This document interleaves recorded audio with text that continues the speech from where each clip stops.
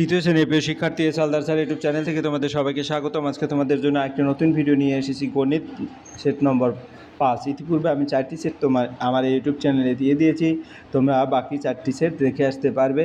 আজকের আলোচনা হবে 30 মার্কের একটি স্কুলের প্রশ্ন। আমি বিশ্লেষণ সহ সম্পূর্ণ সমাধান দেখাবো, আর এটা দ্বিতীয় পর্যায়ক্রমিক মূল্যায়নের জন্য। ভিডিও শুরুতেই বলবো, তোমরা যারা এখনও আমার চ্যানেলটিকে সাবস্ক্রাইব করোনি তারা এখনই চ্যানেলটিকে সাবস্ক্রাইব করে বেল আইকনটি প্রেস করে দাও, এরকম আরও অনেক ভিডিও পাওয়ার জন্য। আমরা সরাসরি চলে যাচ্ছি প্রশ্নটি বিশ্লেষণে। তাই প্রশ্নটি প্রথমে দেখে নেই। দ্বিতীয় ইউনিট মূল্যায়ন পরীক্ষা 2026 মেদিনীপুর কলেজের প্রাথমিক বিদ্যালয় এটা এসেছে, এবং মিশন বালিকা প্রাথমিক বিদ্যালয়, অর্থাৎ বিগত বছরের যে প্রশ্ন সেখান থেকে। আর তোমাদের এটা হচ্ছে 2026-এর জন্য প্রস্তুতিমূলক প্রশ্ন।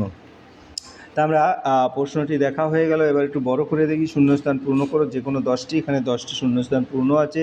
তারপরে 2 নম্বরে হচ্ছে কি, যে কোনো 6টি প্রশ্নের উত্তর দাও, যেটা তোমার 2 মার্ক করে।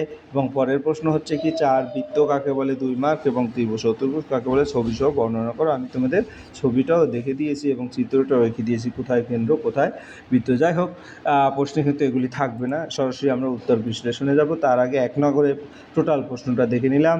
হ্যাঁ, তা এক এক করে সমস্ত প্রশ্ন, 2 নম্বরের প্রশ্ন দেখে নিলাম, 3 নম্বরের প্রশ্ন দেখে নিলাম। এখন সরাসরি উত্তরে যাব। তাহলে আমরা প্রথমে বলবো 2 টাকা 20 পয়সা সমান ড্যাশ পয়সা। 2 টাকা 20 পয়সা সমান 220 পয়সা। হ্যাঁ, তো ভাগশেষ সর্বদাই ভাজক থেকে ড্যাশ হয়, ছোট হয়। তারপর জোড় সংখ্যা সর্বদাই ড্যাশ দ্বারা বিভাজ্য হয়, 2 দ্বারা বিভাজ্য হয়। এরপর পরের প্রশ্ন, বিয়োগ প্রক্রিয়া বিপরীত প্রক্রিয়া হলো ড্যাশ। বিয়োগ প্রক্রিয়ার বিপরীত প্রক্রিয়া হলো যোগ। 504 পয়সা সমান 5 টাকা 4 পয়সা। তবে 3টি 8-এর গুণফল হলো 3 8 24।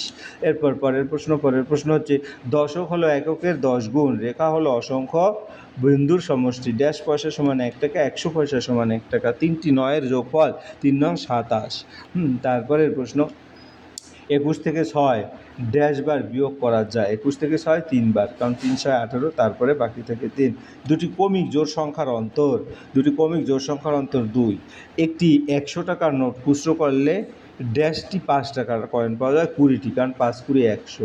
এরপর আমরা চলে যাব 2 নম্বরের প্রশ্ন। নির্দেশ মতো উত্তর দাও। 315 সংখ্যাটি 3 দ্বারা বিভাজ্য কিনা যুক্তি দেখায়।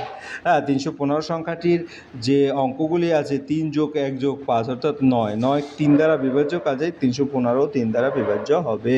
9 সংখ্যা 3 দ্বারা বিভাজ্য, কাজে 315 সংখ্যাও 3 দ্বারা বিভাজ্য। এরপর পরের সব কোনো ভাগ অঙ্কে ভাজক 7, ভাগফল 11 এবং ভাগশেষ 2 হলে ভাজ্য কত? আমরা যদি দেখি সূত্র অনুসারে ভাজ্য সমান ভাজক গুণ ভাগফল যোগ ভাগশেষ। তাই এখানে তোমার ভাজক হচ্ছে 7, তো ভাগফল হচ্ছে 11 যোগ ভাগশেষ হচ্ছে 2। তাহলে গুণ করলে 77 যোগ 2 79, উত্তর হবে 79। এরপর পরের প্রশ্ন, 1 ডজন কলার দাম 48 টাকা হলে 2 জোড়া কলার দাম কত? 1 ডজন 12টি, আর একটি কলার দাম হচ্ছে 48 ভাগ 12, 4 12 48, 4 টাকা। 2 জোড়া মানে 4টি কলা, তাহলে তোমার 4টি কলা 4 × 16 টাকা, উত্তর হবে 16 টাকা। এভাবে তোমরা উত্তর দিয়ে দেবে। এরপর পরের প্রশ্ন, বিজোড় সংখ্যা কাকে বলে? উদাহরণ দাও। যে সংখ্যা 2 দ্বারা সম্পূর্ণ বিভাজ্য নয় তাকে বিজোড় সংখ্যা বলে। উদাহরণ হচ্ছে 1 3 5 7 9। এরপর পরের প্রশ্ন, প্রত্যেক ছাত্রকে 4টি করে কেক দেওয়া হলো, মোট 400টি কেক দেওয়া হলো, ছাত্রের সংখ্যা কত? তাহলে 400 ভাগ 4 অর্থাৎ 100 জন ছাত্র। এরপর পরের প্রশ্ন, 5টি ক্রমিক বিজোড় সংখ্যার সমষ্টি 635, সংখ্যা 5টি নির্ণয় করো। মাঝের সংখ্যা হচ্ছে 635, তাহলে 635 ভাগ 5 যদি করা হয় 127, তাহলে সংখ্যাগুলো হবে 123 125 127 129 131। যাচাই করি, একটু যোগ করি, যোগ করলে 635 হয়। এরপর পরের অঙ্ক হচ্ছে গিয়ে 3 অঙ্কের ক্ষুদ্রতম জোড় সংখ্যা ও 2 অঙ্কের বৃহত্তম জোড় সংখ্যার মধ্যে পার্থক্য কত? 3 অঙ্কের ক্ষুদ্রতম জোড় সংখ্যা 1000 এবং 2 অঙ্কের বৃহত্তম জোড় সংখ্যা 98, তে পার্থক্য 100 বিয়োগ 98 2। এরপর পরের অঙ্ক হচ্ছে 3 নম্বর, নির্দেশ মতো উত্তর দাও। তাহলে প্রশ্নটা একটু দেখে আসি। তোমার কাছে 650 টাকা ছিল, তুমি বাজারে গিয়ে 100 টাকার খাতা 70 টাকা 50 পয়সা দিয়ে একটি পেন কিনলে।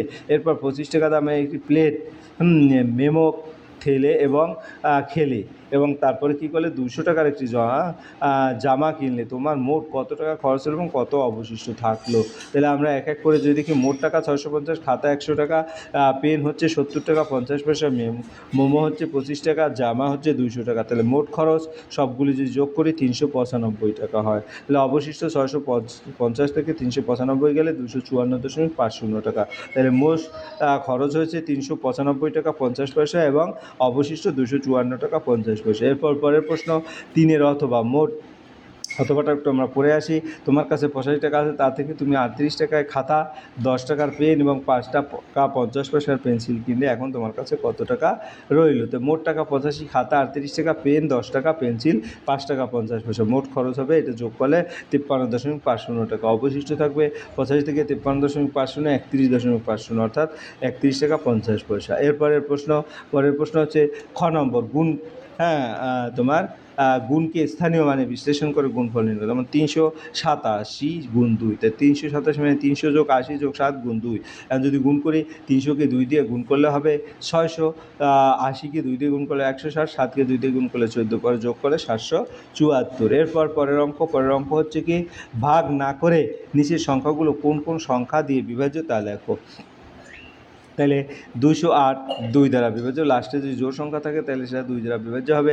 848 2 দ্বারা বিভাজ্য, তারপরে 204 2 দ্বারা বিভাজ্য, তারপরে গিয়া হলো তোমার 150 2 দ্বারা বিভাজ্য। আর বিভাজ্য 9 যেটা 3 দ্বারা বিভাজ্য 135, আর 582, তারপরে তোমার 204 এবং 150 3 দ্বারা বিভাজ্য। এরপরে আমরা চলে যাব পরের অঙ্ক হচ্ছে বৃত্ত কাকে বলে ছবি সহ বর্ণনা করা। মানে এখানে কিন্তু বৃত্ত দেওয়া আছে, বৃত্ত হলো, বৃত্তের কেন্দ্র হলো, আবার ব্যাসার্ধ হলো। ব্যাসার্ধ এখানে সব কিছুই দিয়ে দিয়েছে। আমরা যদি একটু দেখি, বৃত্ত যে বদ্ধ বক্ররেখা উপর অবস্থিত প্রতিটি বিন্দু কেন্দ্র থেকে সমান দূরত্বে থাকে তাকে বৃত্ত বলে। চিত্রটা তোমরা ভালো করে এঁকে দেবে।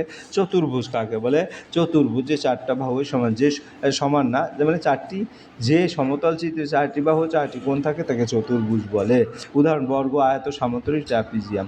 এই ছিল তোমাদের এই প্রশ্নের সামগ্রিক আয়োজন। আশা করি ভিডিওটি মনোযোগ সহকারে দেখলে ফুল প্রশ্নই কিন্তু ক্লিয়ার বুঝতে পারবে। পরিশেষে বলবো, ভিডিওটি দেখার জন্য অসংখ্য ধন্যবাদ। ভিডিওটি ভালো লাগলে লাইক, কমেন্ট, শেয়ার করতে ভুলবে না। আজ এই পর্যন্তই। ধন্যবাদ সবাই।